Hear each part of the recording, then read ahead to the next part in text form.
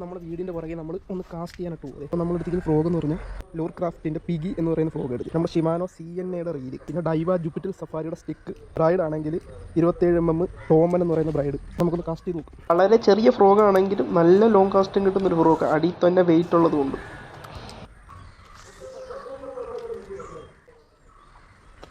അതിൻ്റെ മോനെ ഒരു വരാൻ അടിച്ചിട്ടുണ്ട് നമ്മുടെ പിഗിയുടെ ഫ്രോഗി. സൈസ് വരാൻ സൈഡിൽ അടിച്ച നമ്മുടെ വീടിൻ്റെ പുറകിൽ ഒരു വരാനെ കിട്ടിയിട്ടുണ്ട്. കറുത്തീരണ്ടിരിക്കുന്നു വരാൻ. ഇവിടുത്തെ വരാൻ നാടനാട്ടോ, നല്ല നാടൻ വരാൻ. അപ്പോൾ നമ്മുടെ ലോർ ക്രാഫ്റ്റിൻ്റെ ഫ്രോഗ് വേണ്ടി ഇതാണ് കണ്ട.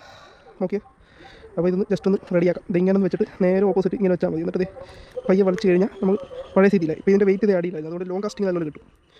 അപ്പോൾ നമുക്ക് ഒന്നും കൂടെ കാസ്റ്റ് ചെയ്ത് നോക്കാം. അപ്പോൾ ഗൈസ്, നമുക്ക് വീഡിയോ കിട്ടിയില്ലേ, നമുക്ക് ഇവിടുന്ന് ഒരു വരാനെ കിട്ടിയില്ലേ, നമ്മുടെ പിഗിയുടെ ഫ്രോഗ് രണ്ടാമത്തെ വരാതി. അതാണ്ടാ വരാൻ്റെ വലിപ്പം കണ്ട, നല്ല മുട്ടം വരാതി.